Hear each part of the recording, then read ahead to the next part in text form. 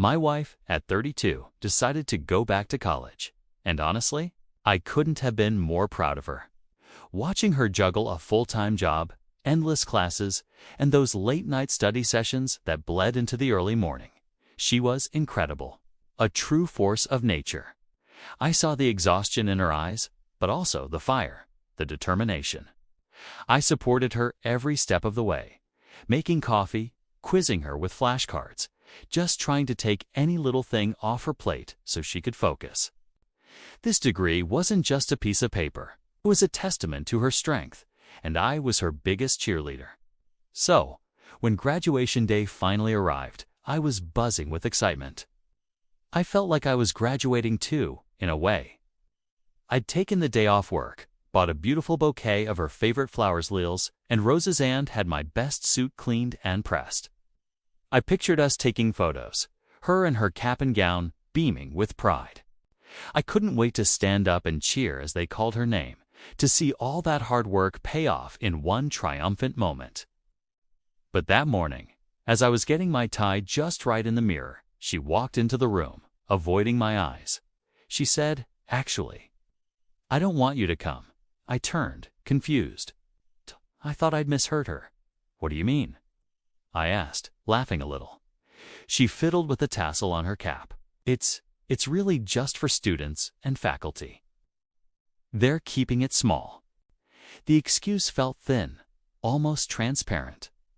I knew for a fact that our friends' families were all going to their kids' graduations. "Are you sure?" I pressed gently. "I thought families were invited. I really want to be there to see you walk across that stage." Her expression hardened. "I don't want a big fuss made," she snapped. "I just want to get my diploma and leave. Why do you have to make this a whole thing?" Her sudden anger was a red flag. It was so out of character. We rarely fought, and never like this. The more I questioned her, the more defensive and irritated she became. The conversation escalated until she finally yelled, "Just drop it. I don't want you there, okay?" The words hit me like a physical blow. Confused, hurt, and not wanting to ruin her big day with a massive fight, I finally backed down. "Okay," I said, the excitement draining out of me. "Okay, I'll stay home." I watched her leave, the flowers I bought for her sitting on the counter, wilting. I spent the rest of the day in a fog, trying to make sense of it, telling myself maybe she was just overwhelmed, that she had some kind of social anxiety about it. I tried to give her the benefit of the doubt, but a knot of dread was tightening in my stomach. That night, the hours crawled by. 8 o'clock, 9, 10. Still no word from her. I texted, asking if she was okay, but my messages went unanswered. Finally, close to midnight, I heard her key in the lock. She walked in, and for a second, I forgot my hurt. She looked stunning. She was wearing a beautiful dark blue dress I'd never seen before. Her makeup was perfect, and her hair was styled more elegantly than I had seen in years, even more so than at our wedding. And she was smiling. A genuine, radiant smile that reached her eyes.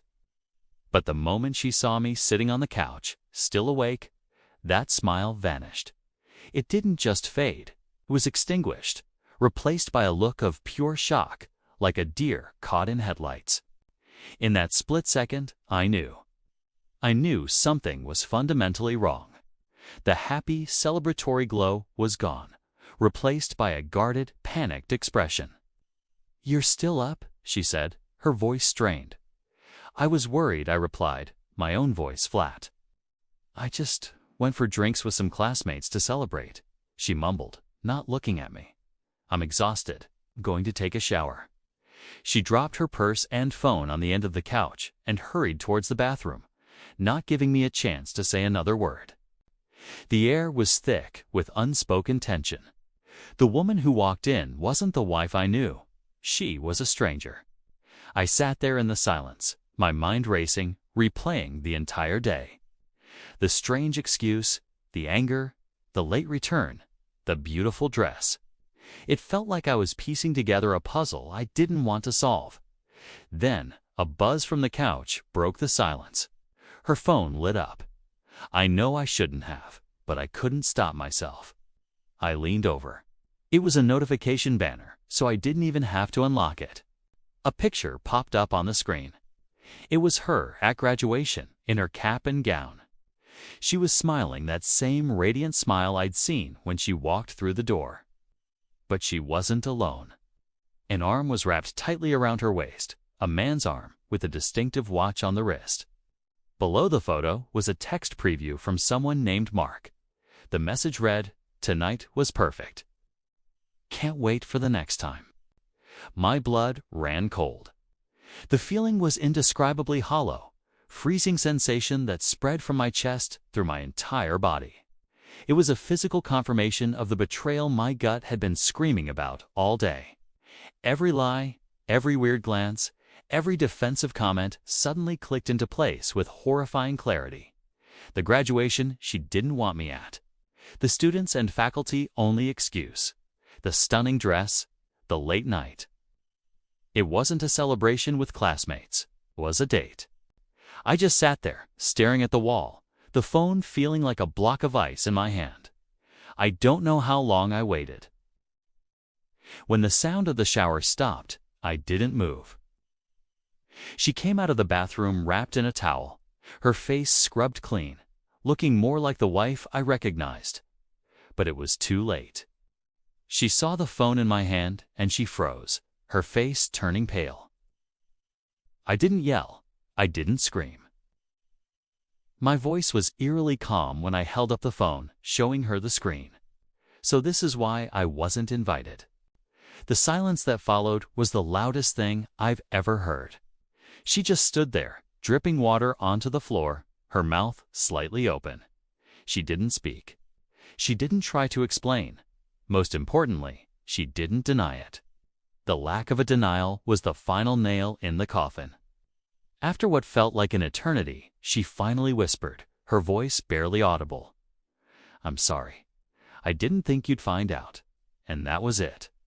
That was the moment everything shattered. She wasn't sorry for betraying me. She wasn't sorry for lying, for shattering the trust we had built over so many years. She was only sorry she got caught. The distinction was devastating. Her apology wasn't for my pain.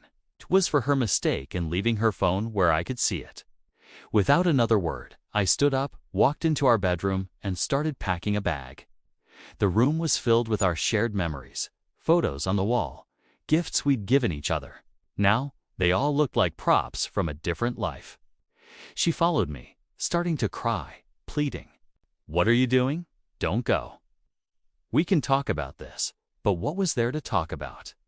The foundation of our entire relationship, respect, honesty, had been bulldozed. "I don't think we can," I said, zipping up my bag. I left that night. The next day, my phone blew up. Call after call, a flood of texts from her, begging me to come home, telling me it was a mistake, that she loved me. But her words were hollow. They were just damage control. I've learned a hard lesson. A relationship can survive arguments, it can survive hardship and stress, but it cannot survive a fundamental lack of respect. Once that's gone, the love dies with it. The breakup, the divorce, all the legal stuff that follows. That's just the paperwork. The relationship was already over the moment she decided her celebration was more important with him than with me. It was over when she chose to lie instead of being honest. Some things just can't be fixed, and a heart broken by that kind of deceit is one of them. Thank you for listening to my story. If you've been through something similar, know that you're not alone. And trusting your gut is often the right thing to do. Please consider liking this video and subscribing for more stories. It truly means a lot.